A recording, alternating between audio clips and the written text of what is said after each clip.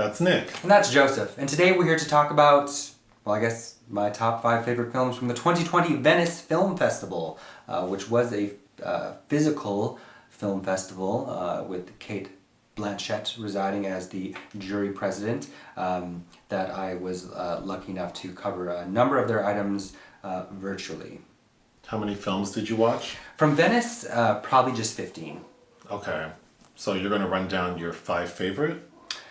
Yeah, because I think that the problem that the pandemic has created is in covering things virtually is Venice runs into Toronto, which runs into New York Film Festival. So ostensibly, it's covering 3 film festivals at once, with AFI right around the corner. Okay. So it's a lot. But yeah, the Venice was actually a very good addition based on what I have seen. And if there's some confusion, we're also going to do top 5 from TIFF. And I mentioned that because there's a lot of overlap between what plays between these festivals as well. Okay. So what I was introduced to there. Number 5. My Tender Matador, which is directed by Rodrigo Sepúlveda, whose previous work I'm not familiar with. It was part of the Venice Days sidebar and stars Alfredo Castro as a Pinochet-era transvestite who falls in love with a Mexican guerrilla fighter who stores ammunition in his house, and he falls in love with him even though he's much older and decrepit. It's based on a famous book by Pedro Lemembel, who is a noted essayist, novelist, an out queer Chilean writer. Okay. Mm-hmm. Number 4?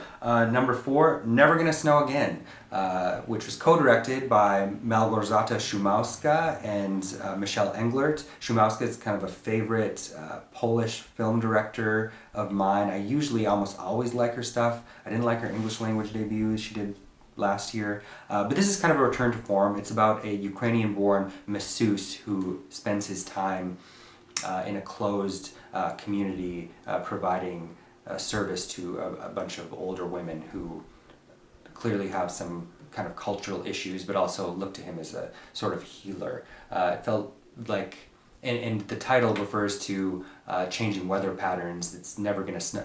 Since he's been in this community, it doesn't snow, and once he leaves, it snows again.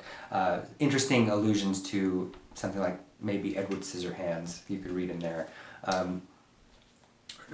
Like comparisons, I would say. Number 3.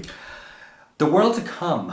It's the second film directed by Mona Fastvold, who I believe is the wife, Brady Corbett.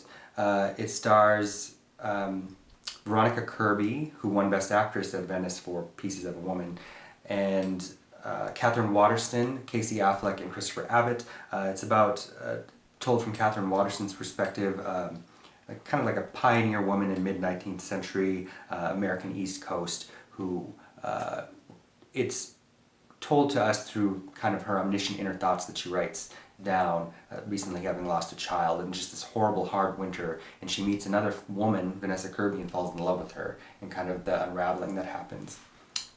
Number 2. The Conference.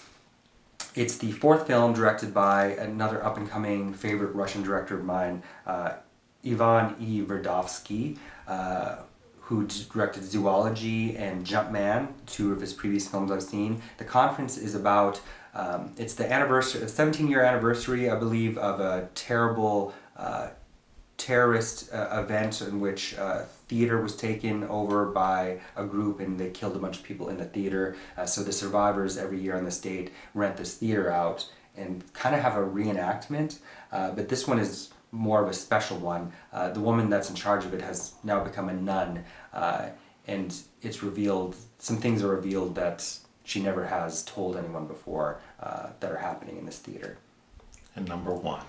Number 1, Dear Comrades, directed by Andrey Konchalovskiy, a favorite director of mine, also Russian, who of course had a very famous period in Hollywood in the 80s through early 90s.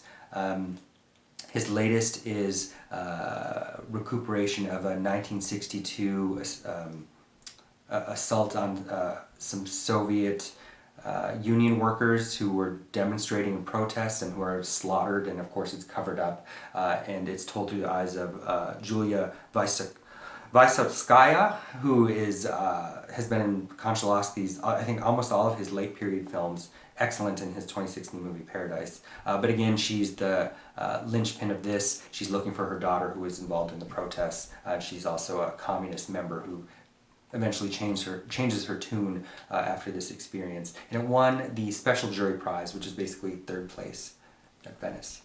What film won first place? Nomadland, directed by Chloe Zhao.